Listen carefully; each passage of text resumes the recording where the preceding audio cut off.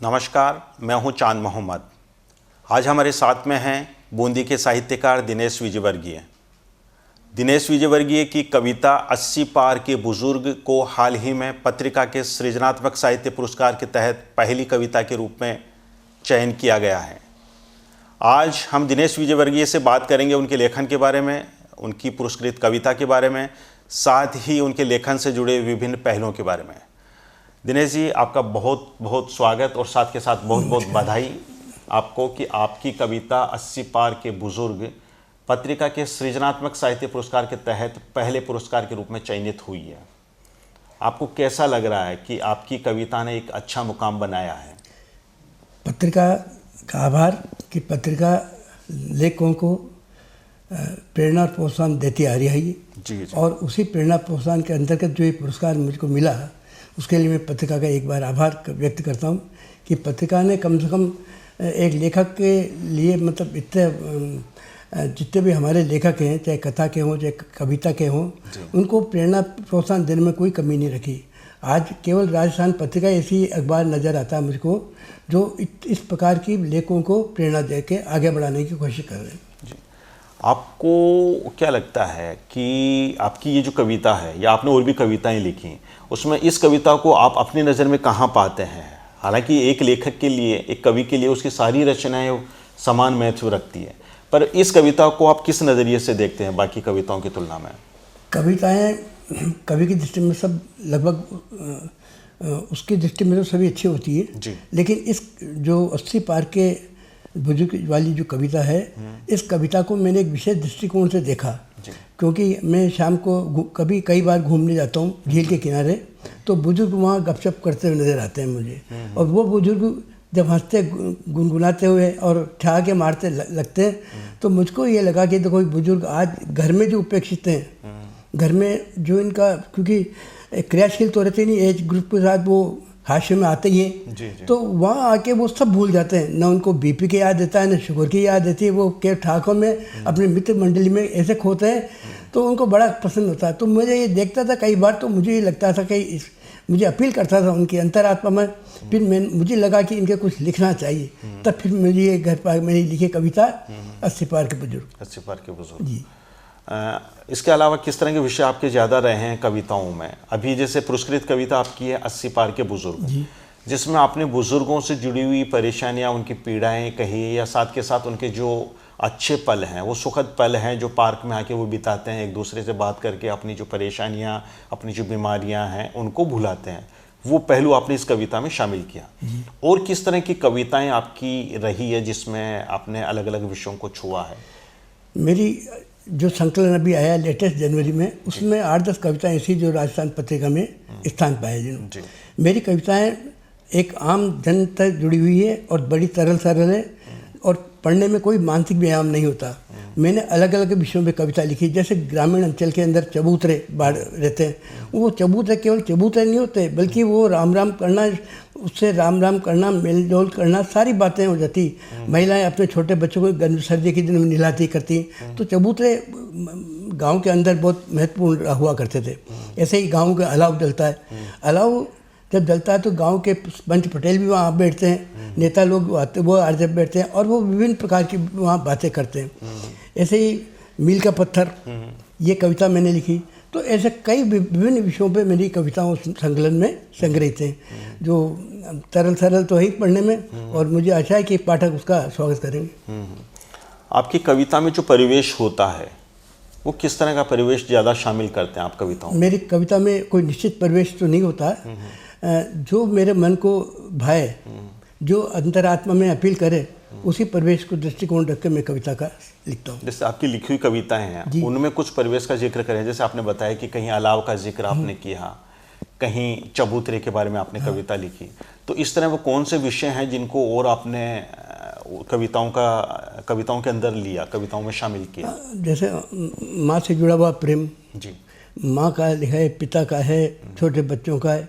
हमने एक कविता ऐसे भी लिखी इसमें, जैसे दादाजी सो रहे हैं और नींद लेने के प्रयास कर रहे हैं, लेकिन बच्चे किलकारियाँ भर रहे हैं, घर के आसपास छोटे छोटे बच्चों के, पड़ोस के बच्चे भी खेल रहे हैं। अब दादाजी सोचते हैं कि इनको डांटूं तब जाके मुझे नींद आए, तो वो डांटने के लिए उनको उठते हैं तो क्या होता है कि उनको एकदम ध्यान रहता है कि मेरा बचपन तो इससे भी गायब ही था, बड़ा उत्सुक था, घूमता था, नंगे पैर घूमता था गलियों में, ये तो बच्चे घूम रहे खेल रहे, आज है बड़े हो जाएंगे कौन खेलेगा। फिर वो बैठ जाते हैं, उनको डांटते नहीं, उनको अपना बचपन याद आ जाता है। तो इस प्रकार के वो फिर वो उस कविता लिखी मैंने।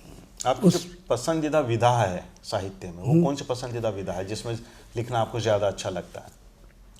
ऐसा आपने कविता के साथ साथ बाल साहित्य भी रचा है। मैं पसंदीदा से विवाद तो लगभग बराबर से ही है, कोई खास किसी पर मैं बैठे देना नहीं चाहूँगा। कविता सुगम रहती थोड़ी पढ़ने लिखने में, लेकिन कहानी के लिए प्लॉट सोचना पड़ता है, उसमें हाउ टू स्टार्ट, कैसे क्या करें, क्या क्या क्लाइमेक्स रखे, कहाँ, ये बात उसमें आती। और बाल कथाओं में भी इसी प्रकार का होता है। तो मैं कोशिश ये करता हूँ कि जिस विधा में मैं लिखूँ वो एक समर्पित हो कर लिखूँ। आपने बाल साहित्य भी लिखा है जी। बच्चों के मन को समझना, उनको पकड़ना और फिर उस हिसाब से लिखना, हाँ, क्या लगता है आपको? बाल साहित्य में लिखने से पहले बचपन वाली मन स्थिति को ध्यान रखना पड़ता है, क्योंकि बच्चों के लिए लिखना बाल मन बनाना पड़ता है। और वैसी कहानियाँ लिखने पर मुझको 1992-93 में राजस्थान साहित्य अकादमी का राज्य स्तरीय पुरस्कार भी मिला। सास का सम्मान नाम से मेरा एक संकलन निकला था बाल कथा पे, तो सम्मान मिला था। अच्छा। तो आपको क्या लगता है कि अभी जो नई पीढ़ी है, नई पीढ़ी से मतलब अभी जो नए बच्चे आ रहे हैं, स्मार्ट होते जा रहे हैं, जिनका बचपन ही मोबाइल और मोबाइल गेम्स और मोबाइल से रिलेटेड सामग्री पे होता है, उनके लिए कहानियाँ लिखना, उनके लिए ये लेखन, क्या आपको नहीं लगता कि ज़्यादा चुनौतीपूर्ण हो गया इन सालों में?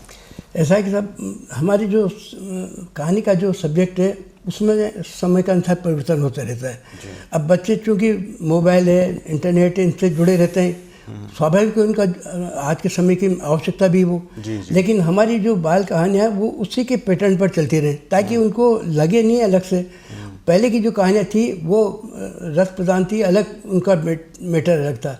आज जो कहानियाँ हैं उसका मैटर अलग है। फिर भी पाठक जो होता है, बाल पाठक होता है, वो बाल पाठक विभिन्न प्रकार के नेचर के होते हैं, वो अपने हिसाब से उस कहानी को स्वीकार करते हैं। और किस तरह का बदलाव आप महसूस करते हैं कि बाल साहित्य में किस तरह का बदलाव देखने को मिल रहा है इन सालों में? बदलाव तो धीरे धीरे जो ये इंटरनेट वगैरह की वजह से हो रहा है, और ये सुधार जो हो रहा है इसकी वजह से बाल पत्रिकाओं में भी जो है वैसी कहानियाँ आने लगी। नई पहले की राजा रानी की कहानियाँ वगैरह अब देखने को नहीं मिलती, और इसकी वजह से कई पत्रिकाएं भी इंटरनेट की वजह से, इनकी वजह से कई पत्रिकाएं, बाल पत्रिकाएं जो चला करती थी वो बंद हो गई। आपको क्या लगता है कि अभी जो बच्चे हैं उनमें पढ़ने की आदत है या बड़ी है, या ये इंटरनेट और बाकी मोबाइल की वजह से वो आदत उनमें कम हुई है?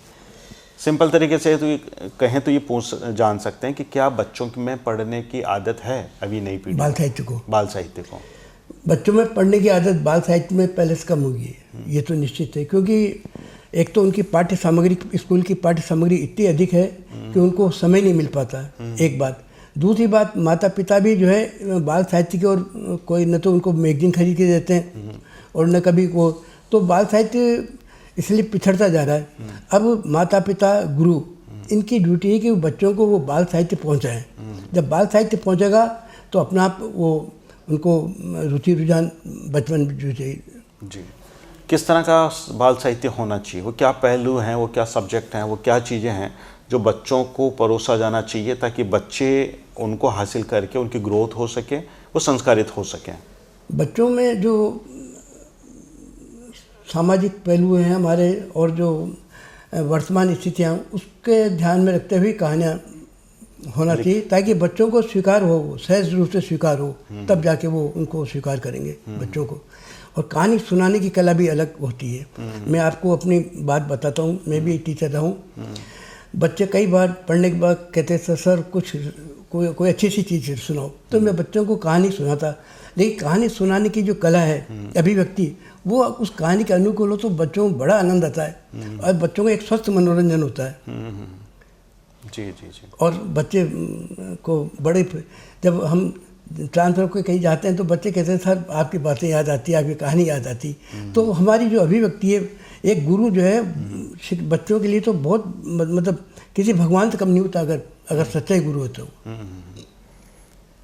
आपको क्या लगता है कि अभी इन सालों में जो बाल साहित्य मतलब बाल मैगजीन जो है, बच्चों की जो पत्रिकाएं हैं, वो कम हुई है या बंद हुई है? और अगर कम और बंद हुई है तो इसके पीछे कारण किस तरह के कारण हाँ, रहे हैं? वो बाल पत्रिकाएं कम ज़्यादा होती रहती हैं। जो बाल बड़ी पत्रिकाएं थी राष्ट्रीय स्तर की, वो बंद हो गई।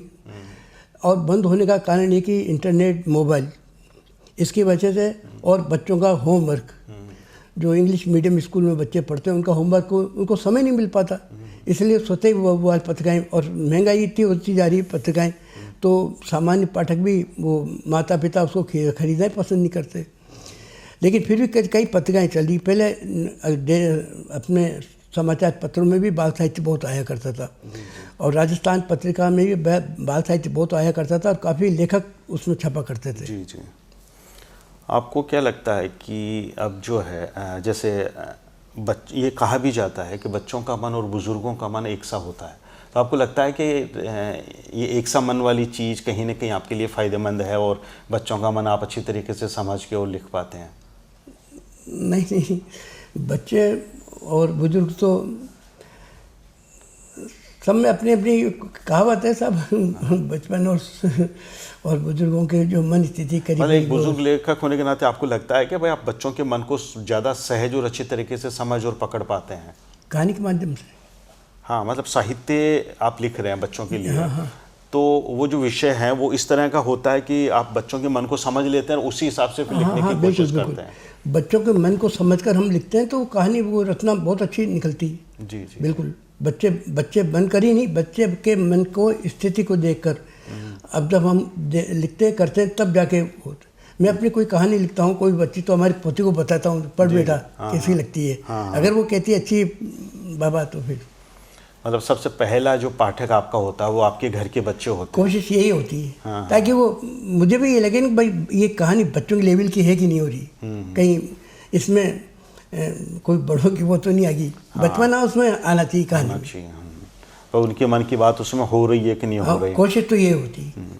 आपको आज पुरस्कार मिला, मतलब आपकी जो कविता है 80 पार के बुजुर्ग, उसको, उस कविता को पहला पुरस्कार मिला। आपको कैसा लग रहा है पुरस्कार हासिल करके? क्या आपको उम्मीद थी कि आपकी ये कविता इस रूप में पुरस्कृत होगी? मुझे इस बात की बहुत खुशी है कि पत्रिका समूह ने मेरी इस कविता को सेलेक्ट करा, और मुझे भी गर्व था कि जब मैंने कविता लिखी उस वक्त भी मुझे बड़ा खुशी हुई थी कि एक अच्छी कविता लिखी जा रही है और मैं इसको पत्रिका में भेज रहा हूँ। मतलब जी ये पत्रिका में छपी थी तब भी आपको अच्छा रिस्पॉन्स मिला था? भी अच्छा लगा था, बड़ी लोगों ने प्रशंसा करी थी कि आपने बुजुर्गों को इसमें स्थान दिया इस कविता के माध्यम से। आपने बताया बुजुर्गों को स्थान दिया। आपको क्या लगता है कि अभी लेखन में, चाहे वो कहानी लिखें, कविता लिखें या फिर दूसरा लेखन हो, तो बुजुर्गों को वो जगह मिल रही है लेखन में जो मिलनी चाहिए, या कहीं ना कहीं वो लेखन से बाहर होते हैं या उपेक्षित होते हैं? नहीं, बुजुर्गों को जब हम अभिव्यक्ति, चाहे कहानी में के माध्यम से, कहानी की कविता के माध्यम से, अगर बुजुर्गों की बात उसमें आती है तो बुजुर्गों को बड़ी खुशी होती है। उनको लगता है कि हमारे अपनों से अपनी बात हो रही है, लगता है ऐसा है। आपको पुरस्कार मिला, आप पुरस्कृत हुए आपकी कविता के जरिए। आपको क्या लगता है कि एक लेखक के लिए पुरस्कार कितना मायने रखता है? क्या भूमिका अदा करता है लेखक की जीवनी में एक पुरस्कार? पुरस्कार मिलने से एक लेखक को प्रेरणा, प्रोत्साहन मिलती है, बल्कि और दूसरे जो युवा पीढ़ी के लेखक हैं उनको भी एक प्रेरणा मिलती है कि हम भी अच्छा लिखेंगे तो हमारा भी एक कल ये स्थान मिल सकता है। तो ये पत्रिका का आभार मानता हूँ मैं एक बार फिर कि उन्होंने जो है लेखकों को इस प्रकार की प्रेरणा, एक कविता के लिए इतना अच्छा पारिश्रमिक देकर, परिणाम देकर ये कहा। जी जी, आप लंबे टाइम से लेखन से जुड़े हुए हैं। आपको क्या लगता है कि वक्त के हिसाब से लेखन में बदलाव आया है? पहले, बहुत पहले आप जब लिखते थे, चाहे बाल साहित्य की बात करें, कविता की बात करें, ये एक आम साहित्य की बात करें, बदलाव महसूस करते हैं आप?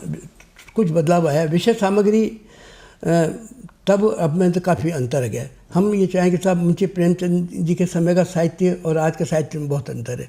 तो अगर हम पहले वाला साहित्य देखेंगे तो वो उस समय का साहित्य बड़ा अच्छा था, उस समय की परिस्थिति, तो साहित्य तो परिस्थिति के अनुसार चलता रहता है और उसमें नयापन आता रहता है। अगर हम नयापन नहीं आएगा तो पिछड़ जाएगा। जी, अभी जो नए जो लेखक हैं उनके लेखन से आप सहमत हैं या आपको लगता है कि कुछ इस तरह की चीज़ें उनके लेखन में होनी चाहिए? नहीं, लेखन तो हर लेखक का अपना अपना होता है, इसलिए मैं ये तो नहीं कह सकता कि जो हर लेखक के अपना हर लेखक ये चाहता है कि उसकी कविता अच्छे से अच्छी बने, उसकी रचना जो है, चाहे वो कथा हो, कहानी हो, जो भी हो, उसकी अभिव्यक्ति वो भी कोशिश तो पूरी करता है अपनी क्षमताओं से पूरा उपयोग करके वह अच्छी रचना पाठकों तक पहुँचे।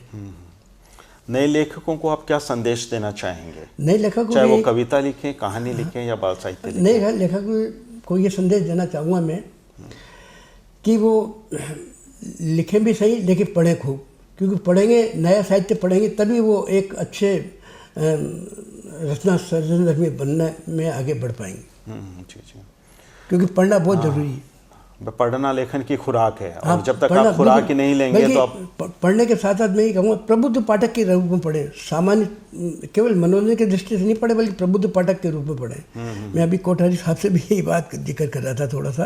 तो ये थे बूंदी के कवि दिनेश विजयवर्गीय, जिनको हाल ही में पत्रिका का सृजनात्मक साहित्य पुरस्कार मिला है। इनकी कविता 80 पार के बुजुर्ग पहली पुरस्कृत कविता के रूप में शामिल हुई है। हम इनसे बात कर रहे थे इनके लेखन के बारे में, साथ ही इनकी पुरस्कृत कविता के बारे में। अब हमें इजाज़त दीजिए, शुक्रिया।